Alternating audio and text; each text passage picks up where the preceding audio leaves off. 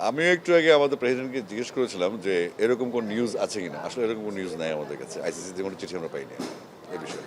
তাহলে কি একটু বাংলাদেশ চাপে পড়ে গেল কিনা? কারণ ইন্ডিয়ান মিডিয়াগুলো নিউজ করছে বাংলাদেশ মিথ্যা কথা বলছে বা এরকম কিছু। ইন্ডিয়ান নিউজ ওদের মতো ওরা করুক, আপনারা আমাদের প্রপার নিউজটা দিয়ে দেন, তাইলেই হবে। আচ্ছা, ব্যাপারটা কি এরকম হচ্ছে আসিফ ভাই যে প্রপার নিউজ আমরা ডিসক্লোজ করবো তো, যে চিঠি পাই, আইসিসি কি বলছে, ডেফিনেটলি আমরা জানাবো আপনাদেরকে।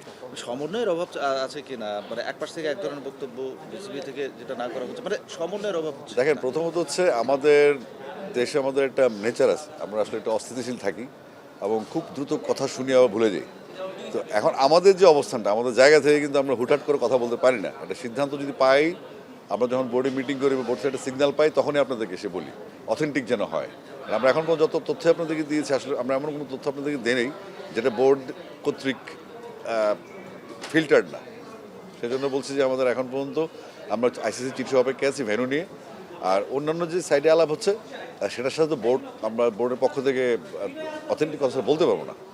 অ্যাজ এ বোর্ড ডিরেক্টর কি এক্সপেক্ট করছেন আইসিসির কাছ থেকে? ব্যাপারটা কি এরকম যে বাংলাদেশ একটু ছাড় দেবে, তারাও একটু আগাবে, এরকম মধ্যে থেকে ওই রকম কিছু না। আমরা আমাদের মূল ফোকাস হচ্ছে আমাদের দর্শক, মিডিয়া এবং আমাদের প্লেয়ার যারা খেলবে। বিশেষ করে অনেকেই প্রথম জীবনে হয়তো ওয়ার্ল্ড কাপ T20 ম্যাচ খেলবে এবং ওয়ার্ল্ড কাপের ভিশনটা যেটা, মানে একটা প্লেয়ারের স্বপ্ন, তো আজন্ম স্বপ্ন যে আমরা একটা ওয়ার্ল্ড কাপ বড় আসরে খেলবো, বড় পর্দায় মানুষ দেখবে, সারা পৃথিবী দেখবে।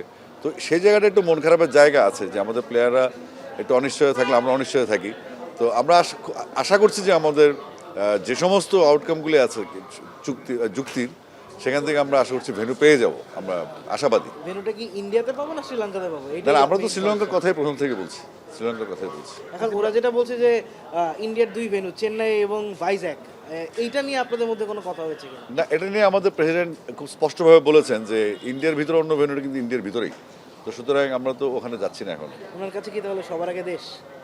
অবশ্যই সবার আগে দেশ। আমাদের আত্মমর্যাদা সমুন্নত রাখতে হবে সবসময়। আমরা যেখানে যে কাজ করি না কেন, দেশের উপরও কোনো কিছু নেই। আসলে আইসিসি যে ডিসিশনই দিক, আমরা কি তাহলে আমাদের যে ডিসিশনে ছিল ওইটাই স্ট্রিক্ট থাকবো? জি, ইনশাল্লাহ, ডেফিনেটলি। আসিফ ভাই, বিভিন্ন নিউজ দেখেছেন এবং অন্য দেশের মিডিয়া থেকে আসলে যেগুলো আসলে সত্য নয়, বাংলাদেশ যায় পয়েন্ট দিয়ে দিতে হবে এরকম, এটা কি আসলে একটা অংশ কিনা ওই মানুষ চাপে ফেলার জন্য? না, আমরা তো আসলে অতীতে যে রেকর্ডগুলো ছিল, অস্ট্রেলিয়া, নিউজিল্যান্ড না যাওয়া, শ্রীলঙ্কা না যাওয়া বা পাকিস্তান চ্যাম্পিয়ন্স ট্রফি নিয়ে যে ইস্যুগুলো অতীতে ছিল, যে ঘটনাগুলো ঘটেছে, সেটার পরিপ্রেক্ষিতে আমরা কথাগুলি বলেছি।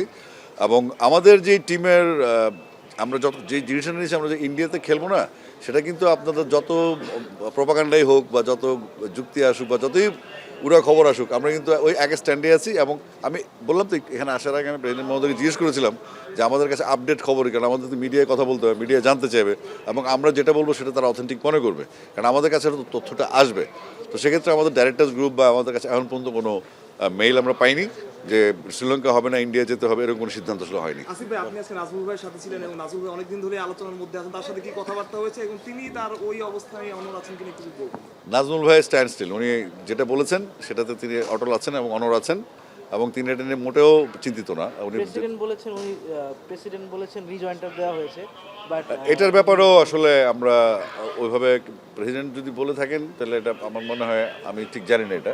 উনি তো বলেছেন রিজয়েন্টার দেওয়া হয়নি। এটা আসলে আমরা ওই দিন রাত্রেবেলা কিছু পত্রিকায় কিছু নিউজ এসছে, যারা মানে তথ্যবহুল ছিল না, তথ্য নির্ভর ছিল না তথ্যটা।